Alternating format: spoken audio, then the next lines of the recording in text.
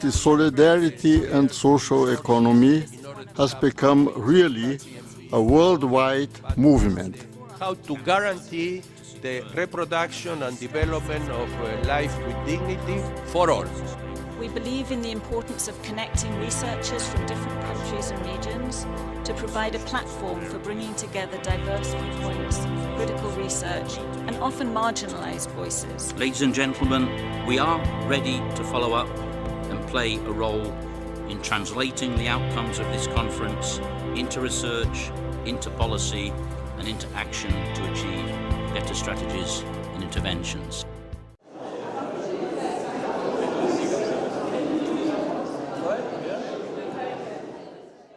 First of all, thank you for having me here.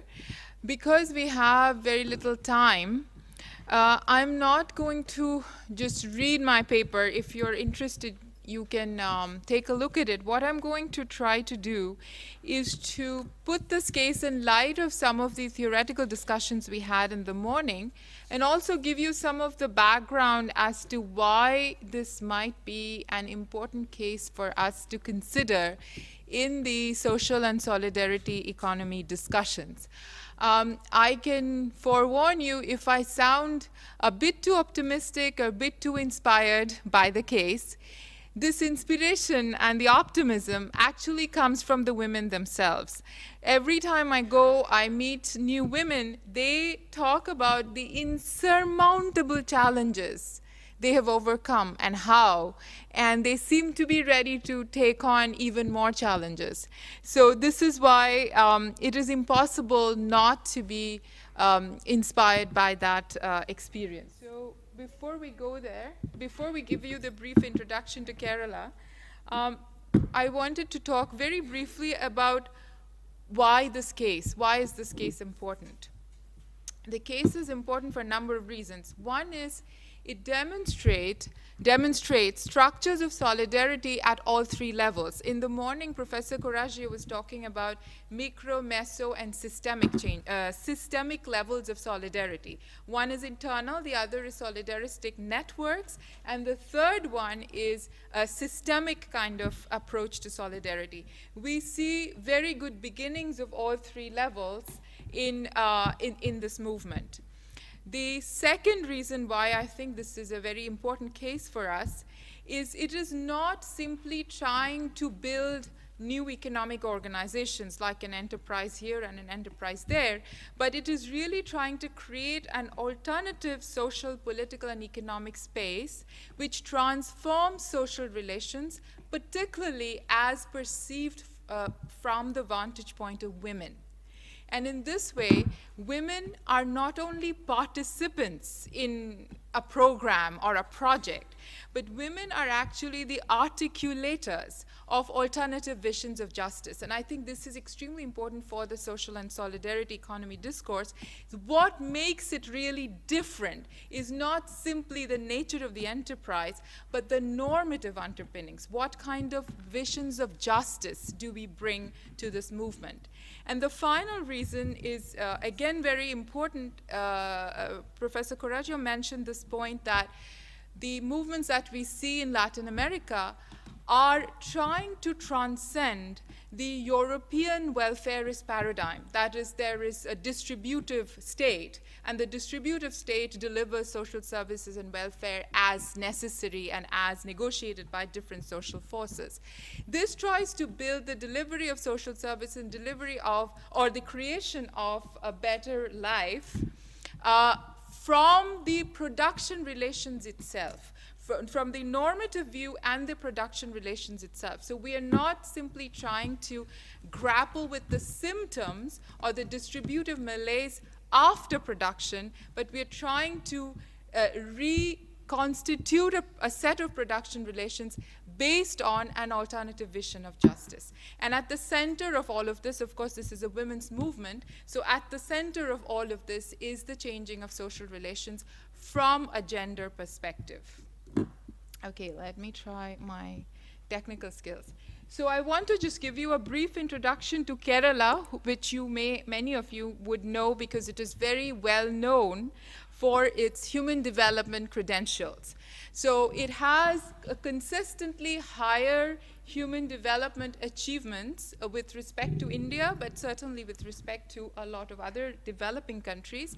And in India, consistently for a number of years, beginning from 2001 and even earlier, it ranks #1 amongst all of the Indian states. However, the other part of the story is, even though the human development indicators suggest some very strong improvements for women in terms of literacy, in terms of the sex ratio, it is the only Indian state which has a sex ratio positive towards women. In terms of work participation, not so much. It still remains a deeply patriarchal society where participation in social, political, and economic realms is governed by patriarchal norms. And to some of you, this might sound contradictory because Kerala is always touted as a matrilineal state. There are some traditions of matriarchal relations or matrilineal relations, but that does not quite translate into gender equity as we understand now. So what happened in Kerala is, apart from this human development indicators, Kerala also has a very distinctive history within India as a place where there has been decentralization of planning. Levels of decentralization of planning exist in different parts of India, but Kerala has been quite the leader in this, in particular because the budget, the state budget, about 35 to 40% of the state budget is devolved to local governments. And it is not quite an alternative participatory budgeting as we see in some parts of Brazil, but there is some kind of citizen participation in the delivery of this alternative budgetary system.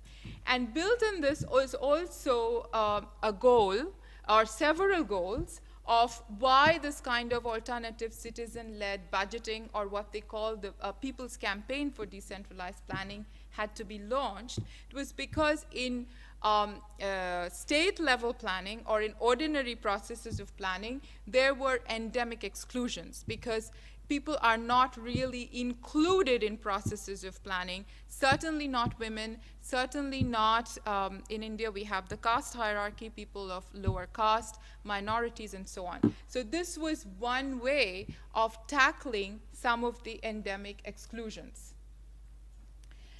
And this history of emphasis on high human development and emphasis on a people's campaign, a decentralization of planning, is both an outcome of and a creator of a different kind of agency in Kerala.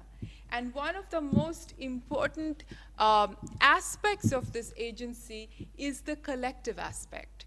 I have this vision of Kerala that if you walk through half a kilometer on any street in Kerala, you will see a union, an association, some kind of local neighborhood group, some kind of organization. It's a society that is really heavily invested in organizations. Now, of course, that does not necessarily mean that they're all non-exclusionary, but there's a very strong social investment in the understanding of the collective.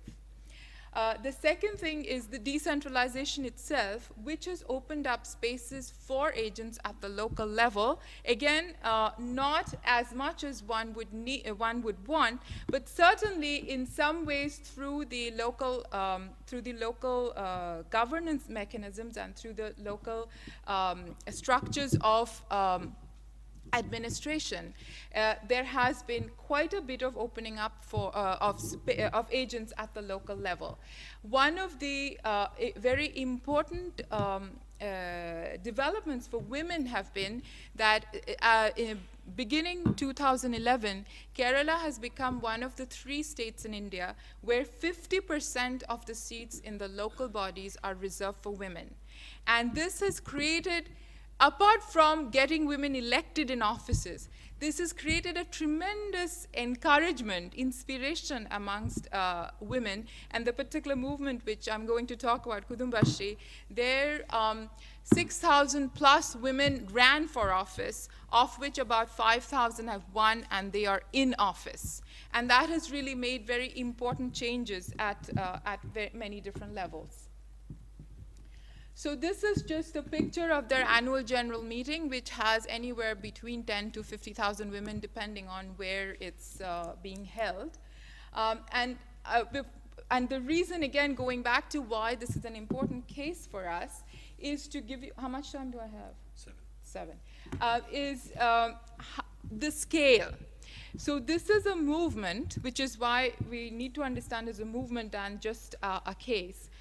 This now has anywhere between 3.7 to 4 million women who are members of the movement. There are 46,000 plus group enterprises in agriculture alone, which has about 250,000 women active in agricultural groups, plowing about 10 million hectares of land. And they have, across other sectors, about 12,000 other enterprises, which are all, and this is a very important point for us to note, which are all group enterprises. And they are not individually owned micro-enterprises. There's a huge number of those also. But the focus, I'm focusing here on group enterprises only because of their natural affinity to the social and solidarity network framework. So this is the scale at which the movement currently operates. And then the important thing for us to understand what it really is. And it's actually not at all a straightforward question. In one way, it has two very linked facets. On the one hand, it is a government program. I'll come to that in a minute. On another way, it is a community program. I'll come to that in a minute. But what it is most importantly is that it is a space. It is really a social space where millions of women who are doubly, triply marginalized as women, as workers, as members of the low caste, as members of indigenous communities, and members of religious minorities. So there are multiple layers of marginalization and exclusion which this movement provides a space for the women to address in different ways. They have different solutions for different exclusions. But this has really become a space to articulate these multiple exclusions and marginalizations.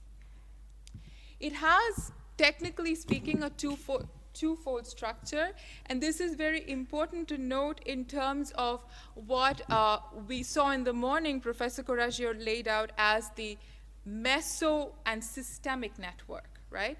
So it has, one part of it is the social movement where the women are engaged.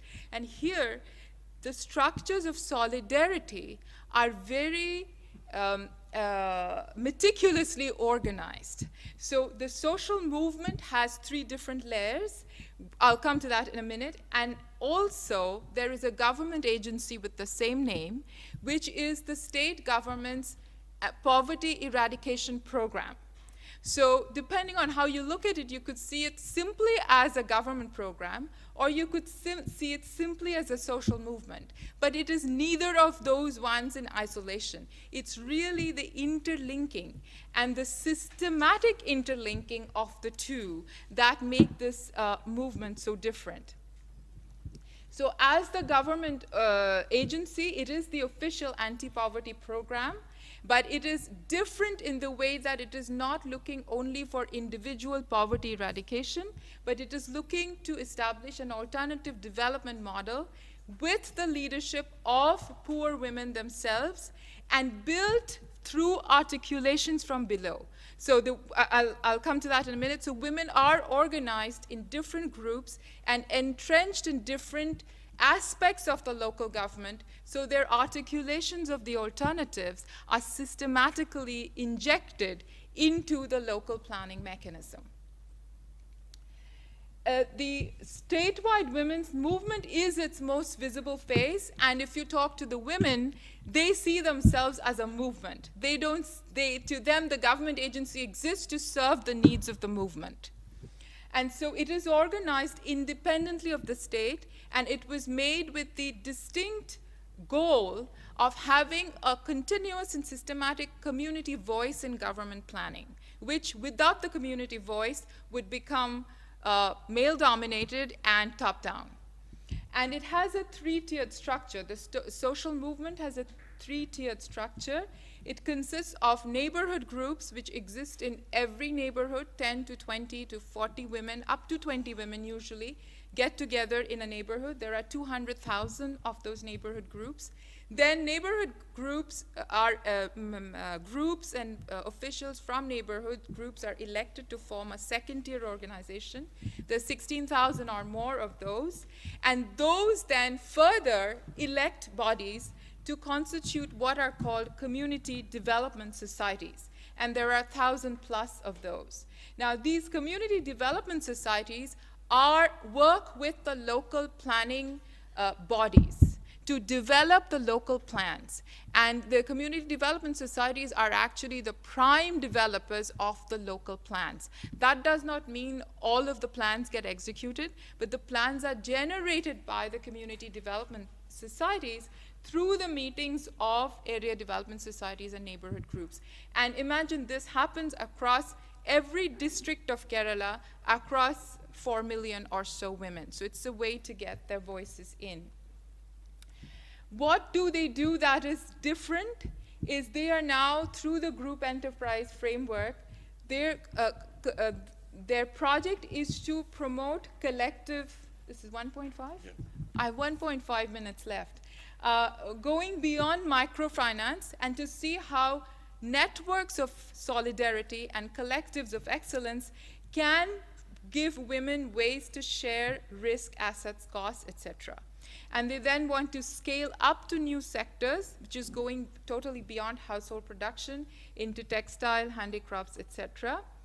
And this is also very important from our discussion in the morning, they are trying to develop alternative marketing networks, which are not only alternative networks, but they want to challenge the way in which markets function.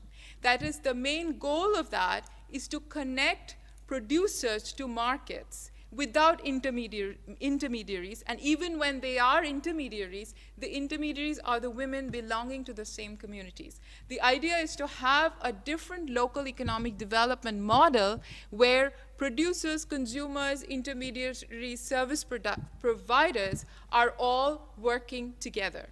Now, I won't have time to go into what is in the paper, and that is, you can look at how the food services and public sector work is developed by women. But let me just conclude by naming the three gains from solidarity, which comes from the solidarity structure. One is, of course, the inclusion.